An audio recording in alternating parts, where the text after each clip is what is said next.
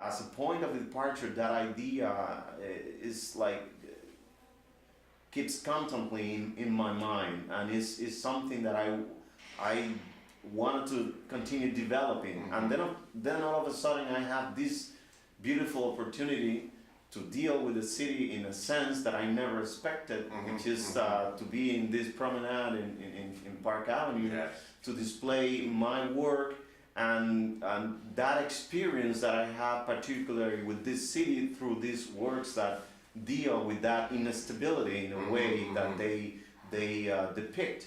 Because these are going to be buildings that, for instance, I can talk about the Lever House building, which is a particular building that I love, and this building that is from 1952, I think, is the first building that actually create these glass walls, hermetic walls that doesn't let the dust or the noise in, and this idea of the architecture avoiding that dialogue with the outside world, the human condition, attracts me a lot, and in a way what I'm gonna do with this project, particularly with the Lever building, is to create, is to intersect that idea with another architectural element, which is the car barriers. So what I'm going to do is to create a large car barrier, and the barrier is the Lever House.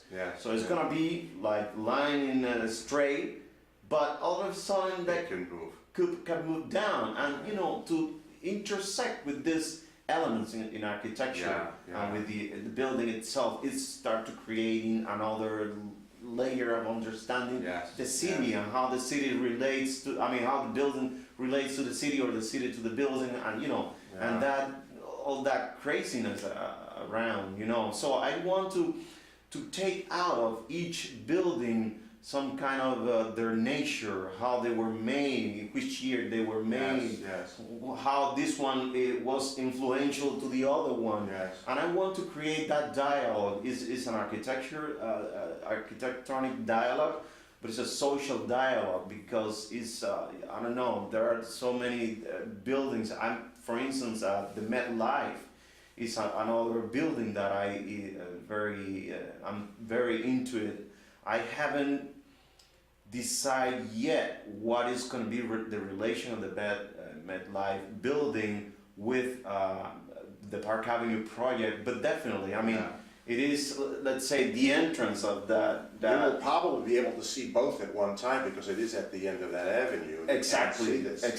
And the Lever House, by the way, was one of the first exhibiting spaces for the National Sculpture Society. They had their headquarters there, and that glass facade was a perfect venue for showing the public who very rarely went inside because of that glass, because of that sterileness that you spoke of before, outside, inside. The timelessness of a presentation is really what makes great art. And things that represent the society at a certain time, presented in a certain way, creates a timelessness. The idea of the expansion and the contraction is a constant. It is nature. Totally. It is nature, and it is society. And also I want to address this idea of failure that I was mentioning before with these spinning tops, small scale models that I have here.